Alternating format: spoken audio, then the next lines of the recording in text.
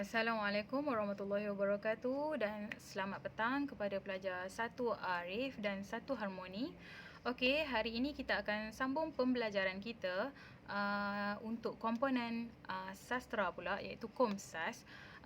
PDPR kita pada hari ini masih berlangsung secara maya. Kamu tahu tak apa maksud maya? Okey, maya ni bermaksud secara online. Jadi sebab kita dalam subjek bahasa Melayu, jadi online tu kita tukar kepada maya. Okey, seterusnya, okey, kalau awak perasan, minggu 2 Komsas pengenalan. Okey, Komsas ni adalah singkatan atau akronim daripada perkataan komponen sastra. Komponen sastra kita gabungkan menjadi Komsas. Ini yang awak akan pelajari untuk tahun ini bermula pada peringkat sekolah menengah. Okey, kita berubah ke slide seterusnya. Okey, untuk sepanjang tahun ini, bila cikgu cakap kita akan buat Komsas, okey, awak akan gunakan 2 jenis buku. Okey, kejap lagi cikgu tunjuk. Sebelum tu cikgu nak awak tahu dulu apa yang kita mesti dapat pada hari ini. Okey, ada 2 benda yang awak mesti dapat pada hari ini, iaitu murid akan dapat mengenal pasti istilah sastra dalam subjek bahasa Melayu. Kedua, kamu juga akan dapat mengenal pasti jenis-jenis karya yang terdapat dalam Komsas. Okey, kejap lagi semua kita akan tengok. Okey, seterusnya. Okey, kamu akan terlibat untuk menggunakan 2 jenis buku macam yang cikgu tunjuk gambar pada hari Khamis hari tu. Okey, pertama ini novel kamu, Destinasi Impian. Novel Destinasi Impian ni nipis saja. Tak banyak muka surat pun, hanya ada 90 muka surat. Tak tebal, sangat nipis. Okey, dan setiap isi kandungan dia ni meletakkan nama watak-watak. Okey, kejap lagi cikgu terangkan. Okey, buku kedua ialah buku Antologi Ku Ingin Berterima Kasih. Okey, kedua-dua buku ini, okey, awak boleh dapati di kedai-kedai buku seperti Pustaka Rakyat dan sebagainya.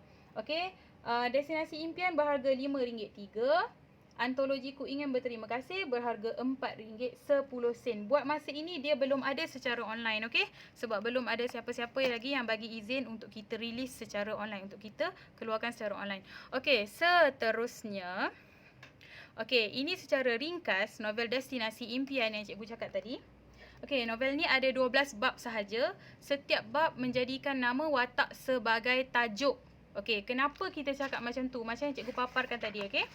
Okey, setiap bab memaparkan setiap tajuk memaparkan nama watak. Okey, watak utama dalam cerita ni ada 3, iaitu Johari, Firdaus dan juga Azlina. Okey, mereka ini adalah sepupu dan juga adik-beradik. Okey, tiga-tiga watak ini dijadikan sebagai bab, sebagai gambaran situasi daripada sudut pandangan mereka.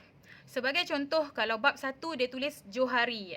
Lepas tu tajuk Johari tu. Okey, itu adalah dari sudut pandangan Johari. Apa saja yang berlaku, itu yang Johari nampak. Okey, kalau contoh bab 2 pula. Bab 2, okey, siapa yang ada buku boleh keluarkan sekarang? Siapa yang ada buku boleh keluarkan. Okey, untuk bab 2 pula. Firdaus, penyesalan sepanjang perjalanan. Okey, dekat sini kalau awak baca bahagian bab 2, dia akan cerita dari sudut pandang Firdaus sahaja. Okey, sudut pandang Firdaus saja. Apa yang dia nampak, apa yang terjadi kepada Azlina dan juga Johari di sudut pandang dia. Okey, seterusnya untuk novel Destinasi Impian dan juga novel lain yang awak akan jumpa nanti masa tingkatan akan datang, dia terdapat glosari, iaitu maksud istilah yang jarang awak dengar pada akhir muka surat. Tetapi masih ada perkataan yang tidak dimuatkan di dalam glosari ini. Apa yang awak perlu buat, sama ada awak rujuk kamus secara online yang cikgu akan bagi tahu nanti, ataupun awak boleh tanya cikgu. Okey, apa yang kamu perlu buat untuk novel ini, kamu wajib habiskan baca novel ni ya. Okey, sebab soalan peperiksaan untuk novel ini berbentuk esei dan mewakili 10 markah. 10 markah untuk sekolah menengah, tak semudah sekolah rendah kena ingat. Okey, seterusnya.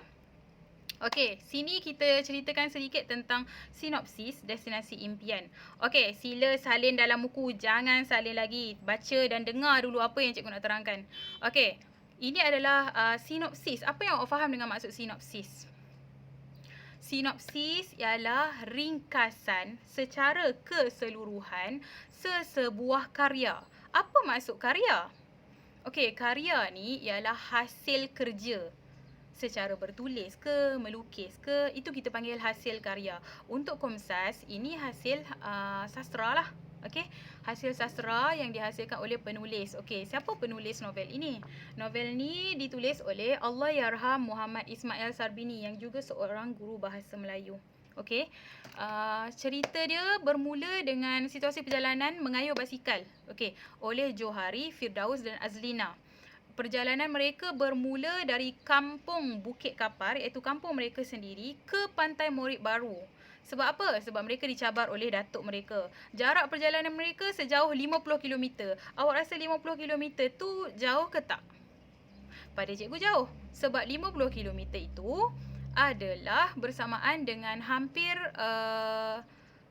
1 jam perjalanan dengan kereta. Okey, itu 50 km. Bayangkan mereka berbasikal. Okey, dan sepanjang perjalanan itu Firdaus merungut, letih dan rasa menyesal sebab bersetuju dengan Abang Johari punya cadangan. Okey, seterusnya sepanjang perjalanan tu diceritakanlah setiap sudut pandangan mereka. Kejap Johari, kejap Firdaus, kejap Azrina. Awak akan baca. Awak kena baca dan jangan tinggal. Bila awak tinggal, awak akan terlompat satu-satu babak. Okey, bila tertinggal babak, awak tak akan faham cerita. Okey, akhirnya mereka sampai dan awak tengoklah macam mana penamatnya kisah ini. Okey, seterusnya kita akan beralih kepada antologi Ku Ingin Berterima Kasih. Okey, ini bukunya. Antologi Ku Ingin Berterima Kasih ini memuatkan puisi tradisional, puisi moden, prosa tradisional, cerpen dan drama. Okey, sekarang cikgu nak tanya, awak tahu tak apa maksud cerpen? Kalau tahu bagus. Cerpen ni sebagaimana Komsas, kita menggunakan akronim iaitu cerpen. Cer tu cerita, pen tu pendek, cerita pendek. Okey, dia macam novel tapi novel panjang. Cerpen pendek saja. Okey, pendek pun tak pendek manalah. Awak boleh baca nanti. Okey, kita ke slide seterusnya. Antologi Ku Ingin Berterima Kasih ni, kita akan belajar 5 benda, iaitu puisi tradisional, puisi moden, prosa tradisional, cerpen dan drama. Untuk puisi tradisional tingkatan 1, kita hanya ada 2 jenis puisi tradisional sahaja, iaitu pantun 2 kerat nasihat dan syair pohon buluh. Puisi moden pula kita ada 4. Kenapa kita banyak puisi moden? Okey, puisi moden ni ada 1 jenis sahaja. Sajak. Sajak kita panggil puisi moden. Ada 4 jenis sajak. Sebab apa? Sebab sekarang orang suka buat sajak berbanding buat puisi tradisional. Okey, untuk makluman awak, apa beza puisi tradisional dan puisi moden? Puisi tradisional ni merangkumi pantun, seloka, gurindam, syair, nazam. Awak akan belajar, semakin awak naik tingkatan, semakin banyak yang awak akan belajar tentang puisi tradisional. So, untuk tingkatan 1, kita belajar 2 je dulu. Pantun dan syair pohon buluh. Kita akan belajarlah cara buat pantun macam mana. Apa beza pantun dengan syair? Pantun ni baca dia macam mana? Syair ni nak lagukan dia macam mana? Okey, itu beza puisi tradisional dan puisi moden. Okey? Untuk prosa tradisional ni pula ialah sejenis cerita. Okey, cerita tapi dalam bahasa klasik. Bahasa dulu-dulu. Dia tak letak banyak. Dia bagi 1 je untuk awak. Sebab kalau bagi banyak nanti semakin awak tak faham. Jadi cukuplah untuk kita mengenali susur galur bahasa Melayu yang dahulu sebelum kita tuturkan yang sekarang. Okey, macam kita tengok cerita P. Ramlee yang watak yang lama-lama dulu, yang lagi lama-lama dulu, zaman-zaman hang tuah, yang macam tu. Okey? Untuk cerpen, kita ada 3 jenis cerpen. Cerpen-cerpen ini sangat seronok untuk dibaca dan kita baca bukan baca untuk baca sahaja. Semua ni masuk exam, masuk peperiksaan. Dan bila cikgu suruh baca, awak kena bacalah. Kena baca dan fahamkan. Okey, kita ada 3 iaitu cerpen Oren tentang kisah hubungan manusia dengan kucing. Cerpen hadiah tentang hadiah yang ingin diberi kepada cikgu oleh seorang murid yang agak miskin. Okey, tidak berkemampuan. Yang ketiga, kuih bakul 5 Mandarin tentang perhubungan seorang anak dengan bapa mereka. Yang ini adalah berlatar belakangkan masyarakat kaum Cina. Tapi kita yang orang selain Cina pun boleh dan perlu faham.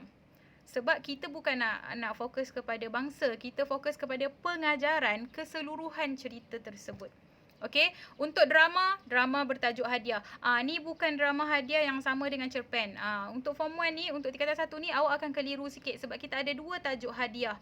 Pertama hadiah cerpen, kedua hadiah untuk drama. Hadiah cerpen tadi cikgu cakap pasal hadiah yang dia nak fikir untuk bagi kat cikgu dia. Okey, hadiah untuk drama ni tentang seorang murid anak yatim yang memerlukan bantuan kewangan untuk menyambung pelajaran. Ni pasal duit. Hadiah yang drama ni pasal duit. Hadiah yang cerpen ni hadiah pasal hadiah. Okey. Seterusnya. Okey. Kenapa cikgu cerita isi kandungan kedua-dua ni? Kenapa?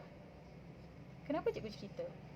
Sebab aspek kajian Komsas yang awak tengok dekat slide cikgu paparkan ni, inilah yang awak akan buat nota, awak akan faham dan soalan akan keluar pun berkisarkan ke semua aspek ini. Cikgu muatkan dalam ni ada 9, okey? 9 aspek sastra untuk awak fahami. Cikgu bagi maksud dulu. Bila awak faham maksud, baru awak boleh buat nota macam mana tanpa cikgu perlu buat nota sebelum tu. Okey? Untuk awal-awal mungkin cikgu boleh buatkan untuk awak. Tapi bila awak dah faham jalan cerita, awak boleh kaji sendiri. Okey, itu juga yang cikgu buat semasa cikgu sekolah menengah dulu. Okey, pertama tadi cikgu bagi tahu, sinopsis. Sinopsis ialah ringkasan yang merangkumi perkara-perkara penting dalam sesebuah karya. Maksudnya, untuk novel, awak kena faham sinopsis bab demi bab. Jadi ada 12 bab, jadi awak kena faham macam mana nak ringkaskan bab tersebut daripada 12 bab tu. Okay, setiap bab tu menjadi sinopsis yang pendek. Okey, seterusnya sinopsis ni juga, sinopsis hanya ada dalam novel, cerpen, prosa. Maksudnya karya-karya yang berbentuk cerita. Kalau puisi tradisional seperti pantun, syair semua tu, kita tak ada sinopsis. Tapi kita ada maksud bagi setiap rangkap. Okey, kita ada maksud, kita tak ada sinopsis. Okey, seterusnya tema. Tema ada dalam setiap hasil karya 5 yang kita akan belajar. Tema ni maksudnya persoalan atau idea utama yang merangkumi perkara yang hendak disampaikan oleh penulis atau orang yang menulis karya tersebut. Contohlah kalau awak kalau awak nak raya kita ada warna tema kan. Macam itulah juga sesebuah karya kena ada tema. Apa tema dia? Apa tema pantun nasihat? Tema dia ialah nasihat. Apa tema cerita ni? Perjalanan Johari, Firdaus dan Azlina ni. Temanya ialah ketabahan hati, kecekalan untuk sampai ke destinasi. Itu tema dia. Okey, persoalan ni pula kita huraian-huraian kecil kepada tema. Tema dia ada satu je tau untuk satu-satu karya. Satu saja, dia tak banyak. Tapi persoalan dia boleh jadi lebih daripada satu. Okey? Dan cara menjawab persoalan pun nanti cikgu akan terangkan bila sampai masanya nanti. Okey, cikgu tak nak bagi banyak. Ini pun dah cukup banyak. Okey, plot pula. Plot ni ialah perjalanan sesebuah cerita. Plot ni pun hanya ada dalam karya yang berbentuk cerita. Macam sinopsis jugalah. Okey, plot ni dia ada 4 bahagian. Okey, dia dalam bentuk bukit sebenarnya. Cikgu terlupa nak letakkan gambar bukit tu. Okey, dia pertama bermula dengan permulaan cerita, eksposisi cerita. Macam kisah hidup awak lah. Mula-mula awak lahir. Lepas awak lahir berkembang, perkembangan. Bila awak lahir tu, awak dah mula boleh cakap pelat-pelat, awak dah boleh merangkak kan.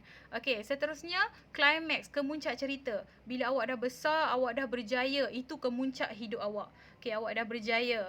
peleraian atau penyelesaian masalah.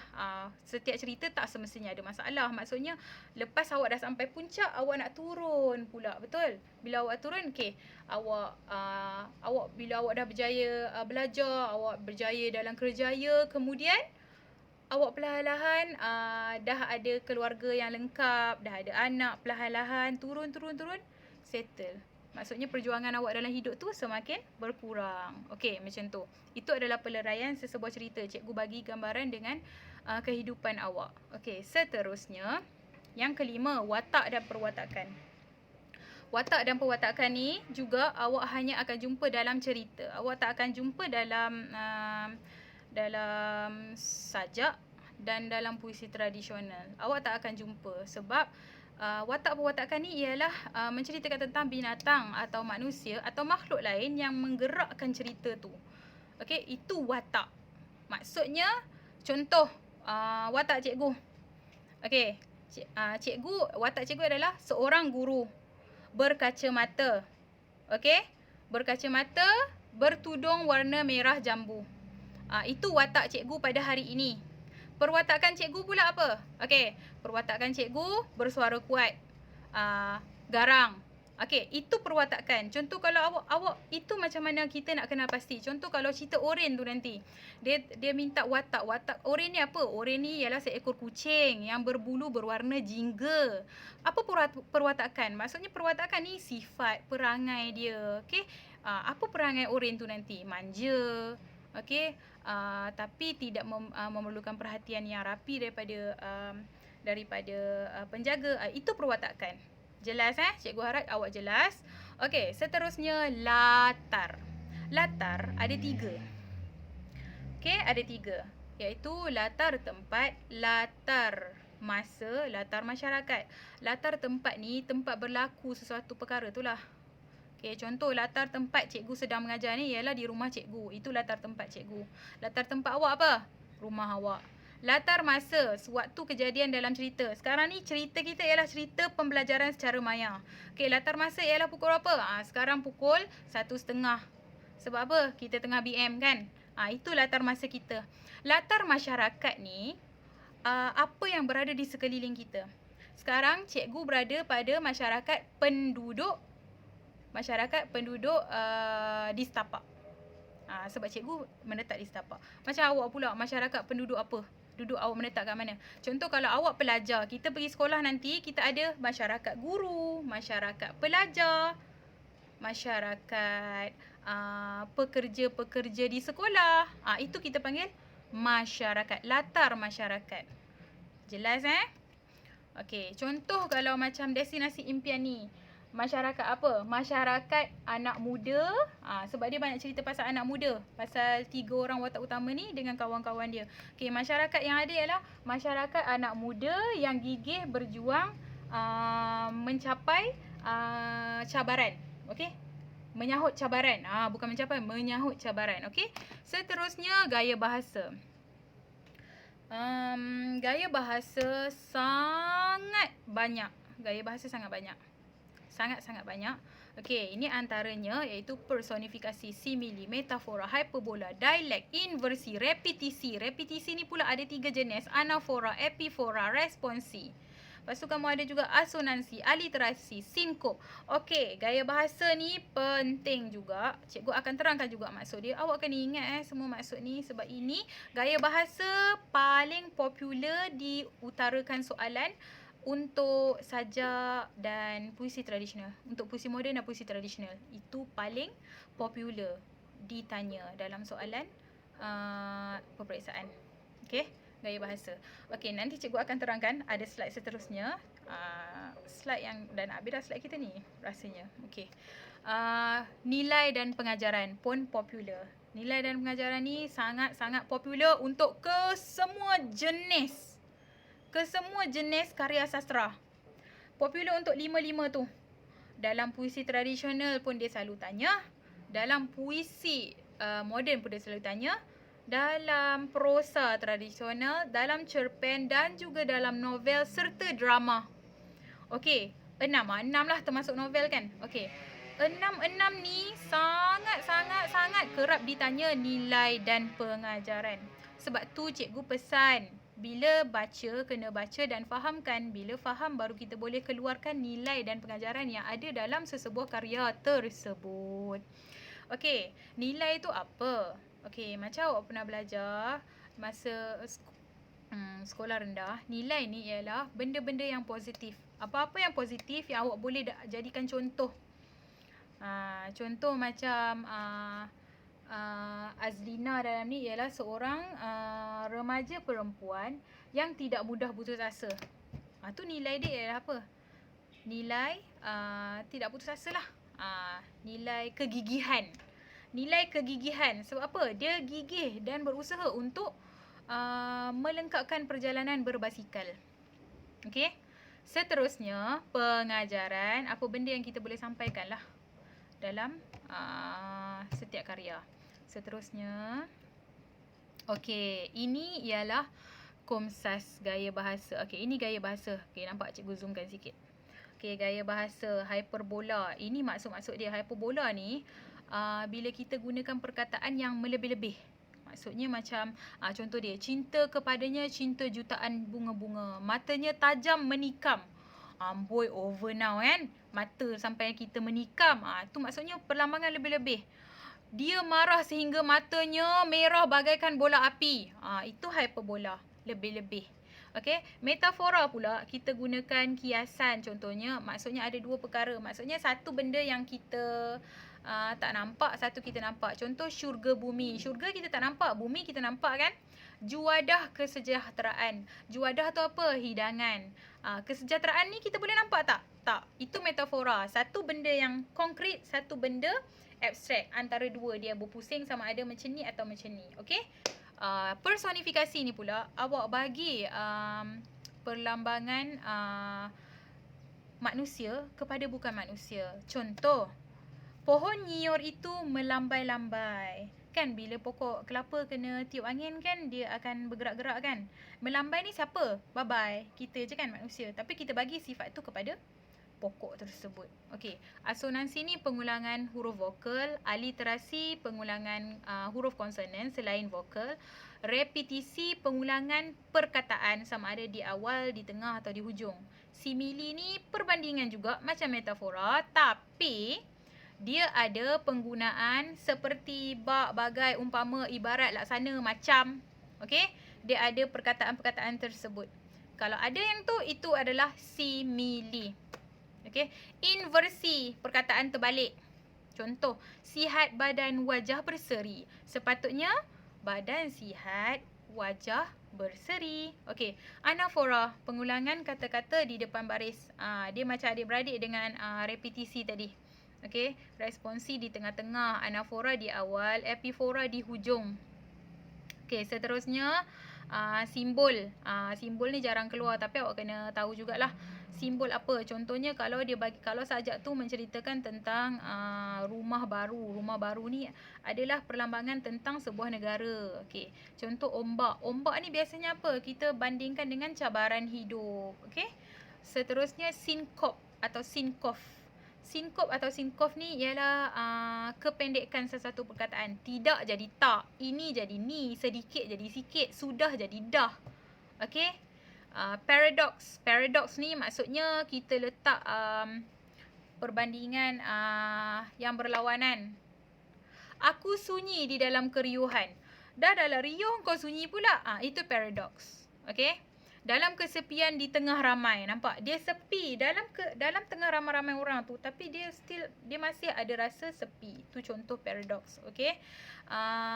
Aku menangis dalam ketawa. Contoh, itu paradox. Okey. Jenis-jenis bahasa pun kita masuk dalam kategori gaya bahasa. Okey. Bahasa klasik, bahasa Arab, bahasa Inggeris, bahasa asing seperti Inggeris, Latin. Okey, awak boleh bacalah. Image pula. Okey, cikgu kecilkan turun sikit. Image alam. Okey, sastra dia takkan lari daripada imej alam ya. Ni, rumput, bulan, padi, lautan. Dan juga penglibatan simpulan bahasa, peribahasa, istilah sains dan teknologi serta dialek. Okey, itu saja yang awak perlu faham dan cuba faham dan ingat tentang Komsas gaya bahasa. Okey. Cikgu harap awak faham dan cikgu harap cikgu tak laju sangat. Kalau laju awak perlahankanlah mood video ni kan. Awak lagi advance kan. Okey, itu saja daripada cikgu. Terima kasih. Sesi soal jawab dan latihan kita sambung di dalam grup WhatsApp kelas. Okey, terima kasih.